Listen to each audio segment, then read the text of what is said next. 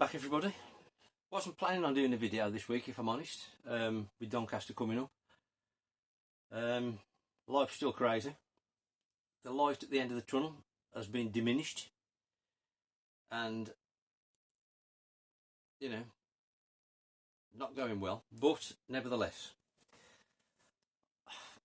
still not caught up with pickups. I've got a big order in the pipeline coming from Japan, hopefully before Christmas, so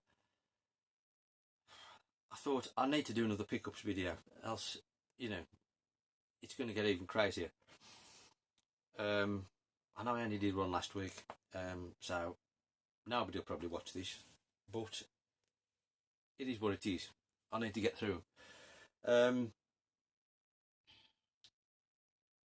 trying to complete all the, because I'm so close on collections now of the stuff on my list.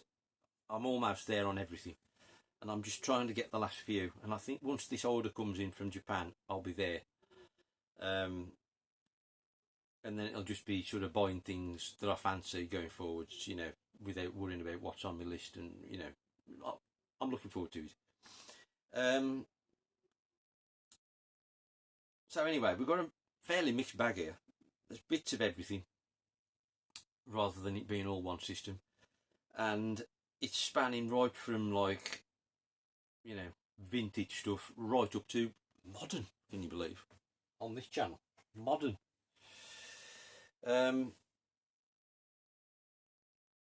So yeah, I think what we'll do, we'll start with a couple of VHS.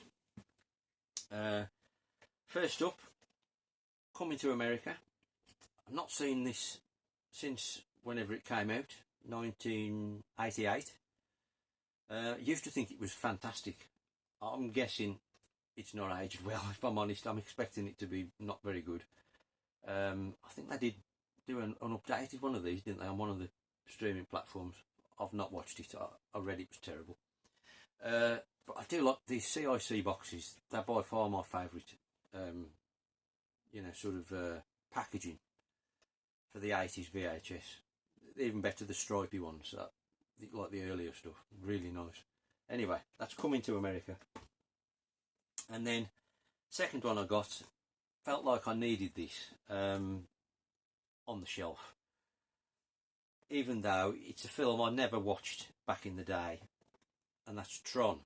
And would you believe, I've never seen this film up until when I bought this. Obviously a lot of people think it's great. I knew nothing, I knew of it, but I just never watched it. Having watched it now, I don't see the attraction, really. I'm guessing I might have felt very differently if I'd watched it at the time. I thought it was okay at best, but it's nice to have, and it's a cool box. I've got to say, it really stands out on the shelf. So I'm chuffed to have it. I just don't think it's that good. Right, we've got a couple of 2600 games now. One of which I've started recording this once, had some problems, so I decided to start again. So yeah, 2600. To be honest, I'm there with it now. There's about 6 or 7 games left on my list for it, which I've kind of resigned myself to the fact that I'm probably never going to get them, because they're all in America. I've never seen them for sale in the UK except one, which I missed out on. All the others I've never seen here, and I'm just not paying the prices they go for in America, plus the shipping and the tax, and just not doing it. So unless they ever show up in the UK, I'm resigned to the fact that I'm never going to get the last few I'd like.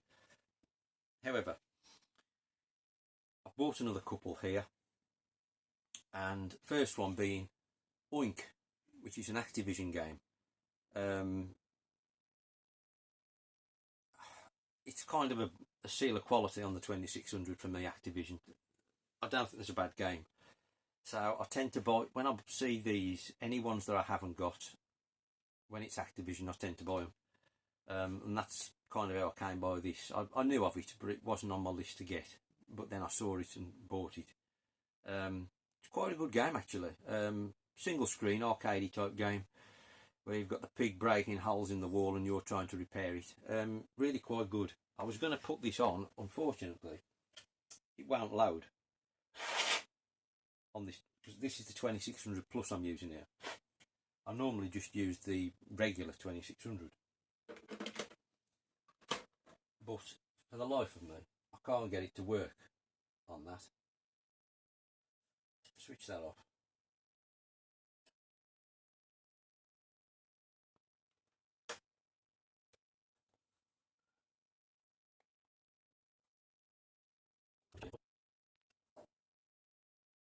Oh, it's on. Anyway, this is Oink.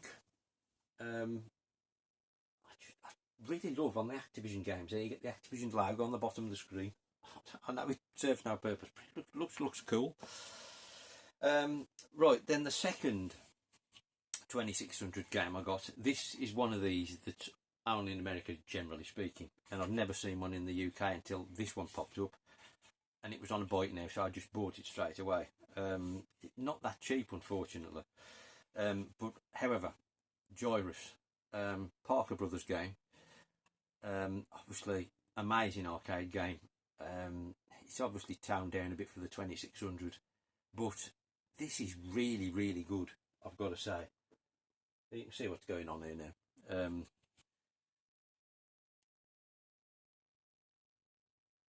You're trying to repair the wall after the wolf is making holes in it, basically.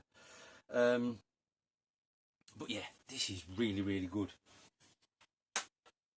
So we'll put this on. Hopefully it'll work.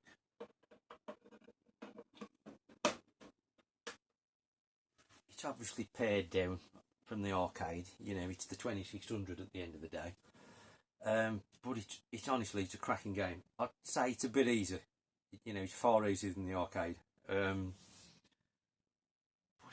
it's really good for what it's running on. It's fantastic.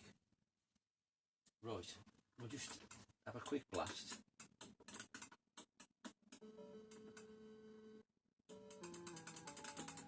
As you can see, it's got the music, really cool. For a 2600 game, absolutely brilliant.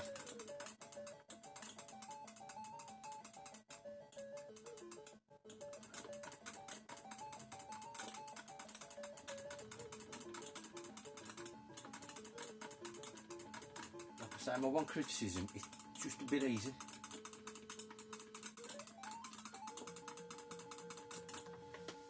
But that's Gyrus anyway. I'm absolutely chuffed to get that. Fantastic. And you just don't see it here, like I say. Obviously it's cart only, but I only collect cart only, really. Right, next up, I'm going to whiz through these because I know most people hate it, but it's the Evercade. I've been buying, predominantly, I only really buy the arcade carts for the Evercade. I think they're fantastic.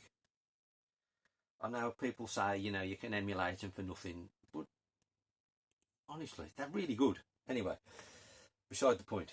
A lot of people sort of rave about the like indie carts that are filled with like modern indie games. I've never really delved into them, so I decided to buy them.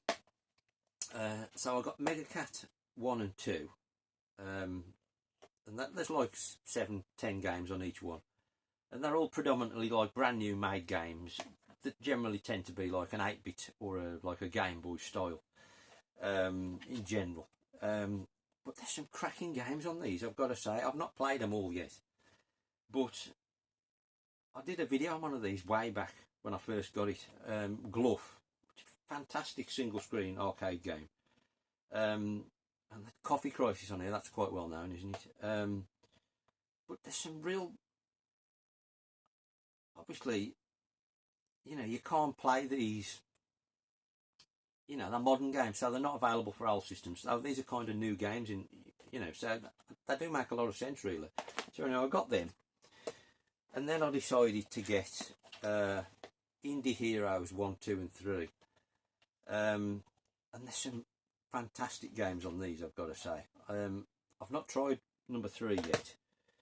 On number 2 there's some real cool stuff. There's another tapeworm game which is really good. I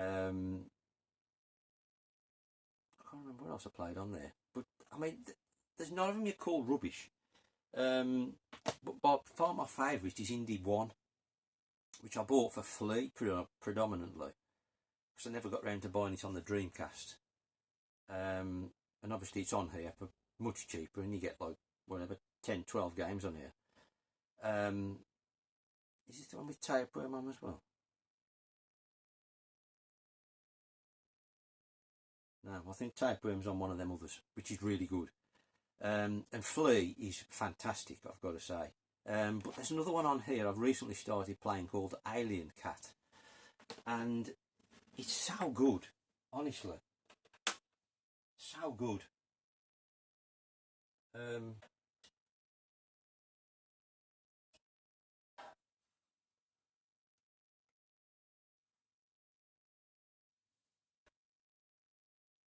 can't remember which channel's on what now.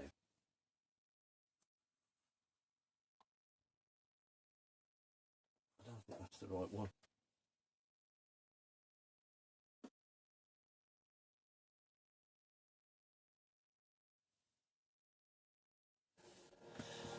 Anyway, yeah, Flea, fantastic.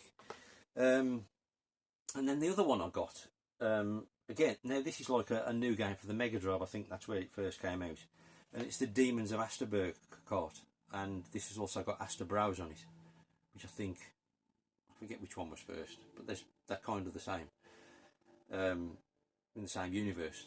I've not tried Aster Browse yet. I've only tried Demons of Asterberg, and I've got to say that is really good. This is obviously like a 16-bit platformer, sort of adventure platformer. It does look really good. So again, fantastic value for money, to be honest. Just stick something on here. This is obviously the Evercade VS. Like I say, I tend to use this for, yeah, that's Coffee Crisis. We'll stick that on. That's on one of those indie carts, Mega Cat Studios cart. But yeah, I'm not going to go on about the Evercade. I like it, but fair enough if you don't. Right, next up, N64. Again, I'm almost there on my N64. There's 2 left on my list, which should be in this shipment I've got coming from Japan. But in addition to them 2, I had to get myself Banjo Tooie. It's another cool box, I think. I've never actually played Banjo Tooie. I only played the first one, which I thought was really good, far better than Mario. So I'm assuming this is just as good. Like I say, I've never actually played it, but I felt, you know, having got the first one, I thought I ought to get the second one, really. And there was just one space left on the shelf, allowing for these 2 I've still yet to get. So I thought, yes, we'll snag Banjo Tooie. Right, next up, I don't like we've got much of an attract mode here. Can we get it started?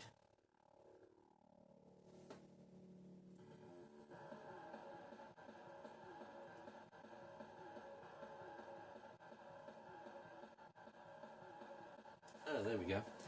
We'll see how long that lasts before it kills itself. Next up, we've got a Vectrex game, and this, I got this off Jace, I think. Retro Games, maybe.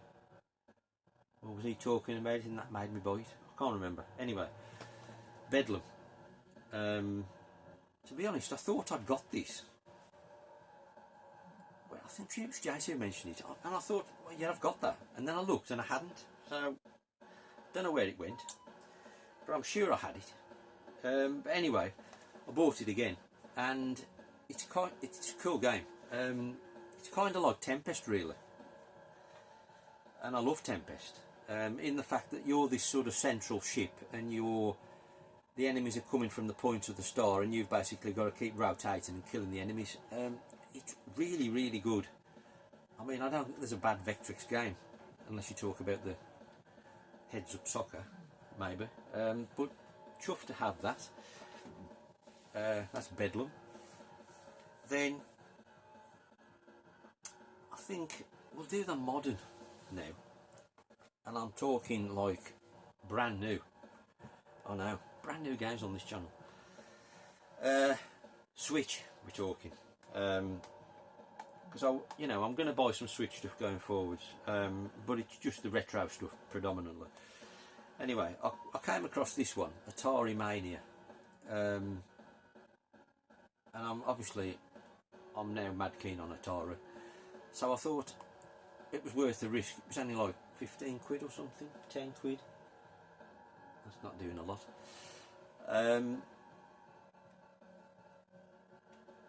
So I took a chance on it, and it's kind of it's all right. It's a weird game, really. It's kind of a load of micro games, to be honest. 150 it says on the box, but it's kind of set up in that you're exploring like an arcade, and then every so often you'll like play some of these mini games to complete the level, kind of thing. It's all right, a bit unusual, and that the retro games are kind of new takes on like Atari classics. It's all right, not too bad. And then this next one, I missed out when this came out, and everybody was showing it. It's been 2 or 3 months now, I bet, and I regretted, I missed the chance to buy it. So I bought the Japanese one, Nintendo World Championships. But to be honest, it kind of suits me because I've got no space or desire to collect any sort of big sets, and I don't want that. So I try and avoid big sets because I don't want them. So this is just a standalone game which you couldn't buy in the UK as far as I'm aware. And it plays in English, so the box is Japanese, yeah, but this is really, really good. I can see you getting addicted to this, just trying to shave off a 1/10 of a second or a 100th of a second. Again, kind of micro versions of Nintendo franchises. It's very similar to Famicom Remix on the Wii U, which I've got. It's in this very similar mould, but it's really, really good. And then the next one I picked up was Batsugun, obviously on the Saturn. So I hadn't got the original on the Saturn, I'd only got a repro. So I thought we'll just buy the Switch one because obviously it's a lot cheaper than the original Saturn one. This Batsugun, fantastic game. This is as busy as I like it. Anything more than this, and it's not for me really. But Batsugun, awesome. And then the last one on the Switch I got, Radiant Silvergun. Obviously another Saturn game, and another one I'd only got on repro, so I thought we'll buy the Switch version. This is one I can't get on with this, I've got to say. I couldn't get on with the Saturn one, and as nice and fancy as it looks, I don't know, I haven't put much time into it, so that may well be the reason. But for whatever reason, I've just never got on with this. Hopefully I'll be able to, now I've got this, I'll give it a bit more of a try and maybe get somewhere. But I don't know, I know a lot of people love it, but I don't know, is it just me, or do I just need to give it more time? I don't know. Right, there's nothing going on here at all, is there? Next up, we've got a Game Boy game. Obviously I sort of modded my own Game Boy, and I've got an Everdrive for it, so I've got no interest in buying carts necessarily, but there are some I've noticed titles which aren't on the Everdrive. So I had to buy F1 Race. Pure simplistic fun. I used to have it back in the day. Had, you know, the big box with the tap. For whatever reason, isn't on my Everdrive, so I just bought it. And it's a really good, fun sort of racer in the mould of like World Grand Prix, hang-on type game. Enduro, basically. It's kind of like an Enduro on the Game Boy. Fantastic. I've also had to buy... What else did I buy on the Game Boy? Ah, yes. I bought Golf as well. I love the Nintendo. Ed mentioned this, Retro Ed. I thought I'd sport the Retro Ed t-shirt. Ed talked about this the other day in one of his videos. Fantastic game, Golf on the Game Boy. But even better is Mario Golf on the Colour Game Boy. Absolutely stunning game that is. That was on the Everdrive, but I felt like I wanted the proper one. But yeah, it's an amazing game, Mario Golf. Really is. Right, next up, we've got a GameCube game, and I'm there on my GameCube. I'm not looking for any more. This just popped up cheap, and I used to have this, the PAL version, and I didn't even know there was a Japanese version, and saw this and I thought, oh, I'll have that. And it's Konami's Winter Olympics. Was it called Winter Olympics, PAL? I think it was. 2002 Winter Olympics anyway, basically. Track and field on ice or snow. Really liked this game when I had the PAL one, so I thought it was worth a punt. I'll get it back.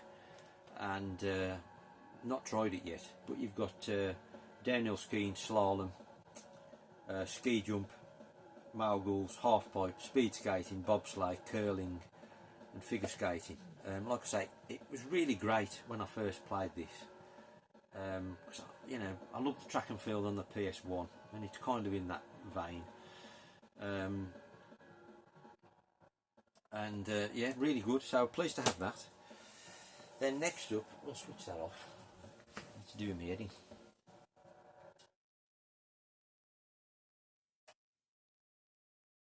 I just hate these games that haven't got a track mode. Right, next up, we've got some PS1. And this is one I remember playing when it came out. And it's obviously been available on other systems, and I've got it on other systems. But I felt like I wanted the original one back, and it's Darkstalkers on the PS1, or Vampire the Night Warriors it's called in this case on Japanese. Now hopefully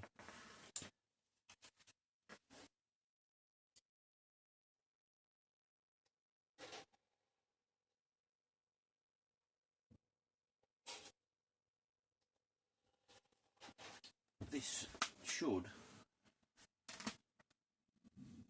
come on here, I think.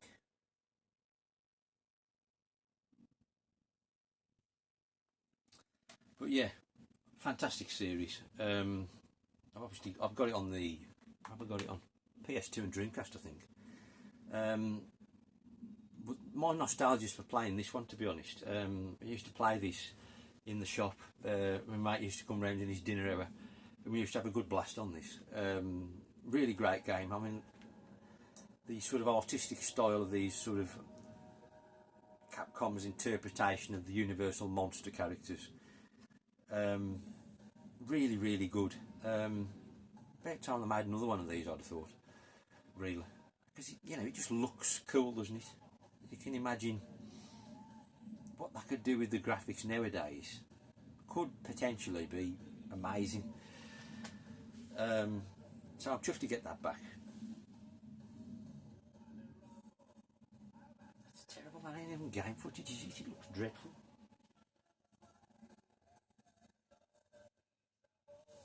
Dreadful.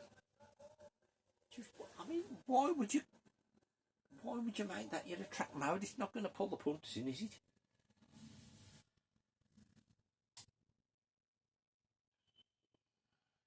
Try and get some actual footage on. I've never really had a favourite character on this, to be honest. I've never really got, like Street Fighter, I'm always Ryu, but I don't know, I've never found one that I think, yes, that's my character on this.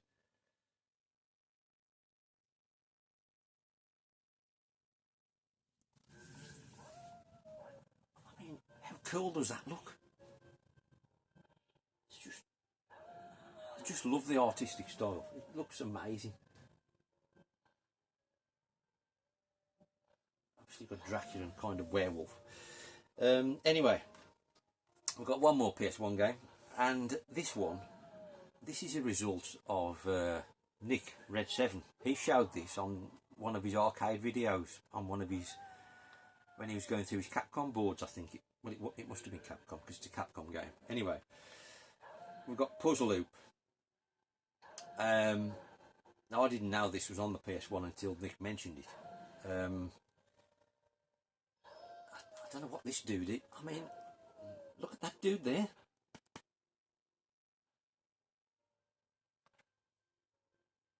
Bit suspect. Anyway, Puzzle Loop. Yeah, this, I didn't know this was on the PS1 until Nick pointed it out. And you think it's going to be cheap because it's a puzzle game. It's not really that cheap. But it is really good. Now, I think this has been copied, and I remember playing a game very similar to this on the Xbox sort of live arcade thing, and I'm sure it was called Zuma.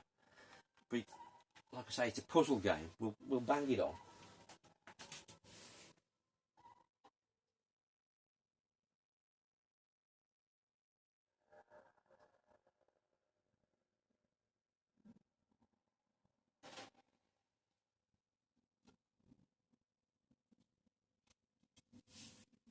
It is a nice pink disc.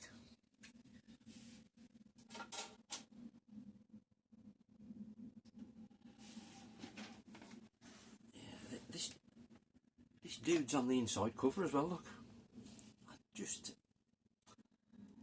It's an interesting design choice. But yeah, really good puzzle game. And like I say, I'm sure it was called Zuma when I played it on the Xbox. Where you've got like a central sort of gun you control, and you've got to sort of fire out the coloured balls to make a group that disappear and eventually clear the screen before it all fills and it reaches the middle, because it's kind of rotating around the spiral until it's going to sort of end your game. Really, really good. I do like this a lot. It gets quick, it gets tough real quick, but chuffed to have it. And heads up to Nick for pointing it out that it was actually on the PS1. It's just, you know, there's always stuff. You think you know what's available and what you want, and there's always something that appears from nowhere, and you think, how did I not know about that? Amazing. The PS1 in particular, there's so much stuff. It's a bit like the Famicom. There's stuff you keep finding out about, and you think, oh, I've got to get that. Right, next up, well, there's only two left. I don't know if we're going to get a game footage here, but next up, we've picked up a Japanese PS3 game, and we've got Fighting Climax, which is a Sega. I don't know if it's Sega published or Sega made. I've not got round to trying this yet, due to the lack of time as usual. But I'm pretty sure it's a one-on-one fighter. I've never played this franchise, but it does look like a one-on-one fighter.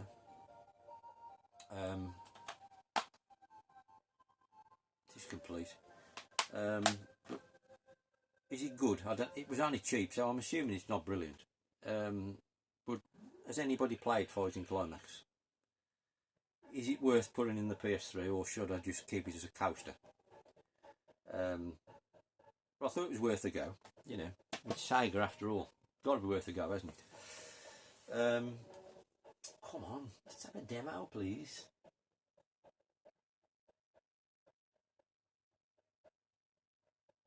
Not looking good, is it? We'll press the start button. Oh.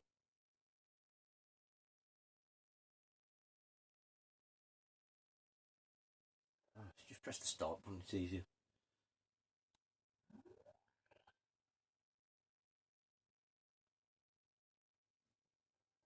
Just get on with it. You don't have any of these loading problems with cartridges, do you? Funny that. Just get the game on. Right, as you can see now, you've got this central gun. The gems are working their way around the spiral. You've got to fire out your shot. And you can see you've got a red one next. So you've put the two reds together, put the greens, put the yellows together, and you've cleared the level. But like I say, it gets tough real quick. Anyway, the last game, PS2. This one, you know, for whatever reason, I never got round to this. And then I completely forgot about it, and something reminded me. I think I watched a video about Ridge Racer, and sort of it reminded me of this game, and it's Critical Velocity, which is kind of a adventure-based take on the Ridge Racer series. Unfortunately, I've not tried this yet either. It is complete. But yeah, from what I can make out, it's a Ridge Racer game interspersed with a bit of story and adventure, which is not for me really. But loving Ridge Racer so much, I thought I need this to complete the collection. So I've managed to pick it up. This is a bit like Fighting Climax. Is this worth playing? Has anybody played it? Because I don't think this one ever left Japan, unfortunately, for whatever reason. Is it because it wasn't actually much good? So I think you can only play it, you know, I think there's only a Japanese version from what I know, but I could be wrong. I'm not sure if it's on the GameCube. I don't think it is. But anyway, Critical Velocity. I'm looking forward to trying it, but I'm not really expecting a great deal. So any more than sort of rubbish is going to be a plus in my book. So there we go. We've got through a few more. Let me know what you think. Bit of a mixed bag, like I say. Highly professional video, as you can see. Stuff not working, moving from left to right, but who cares? We're only here to have fun, aren't we? Let me know what you think anyway. The old thumbs up and a comment. That's what this is all about. But hope to see you soon anyway. Hope you're all well. Thanks for watching. Sayonara.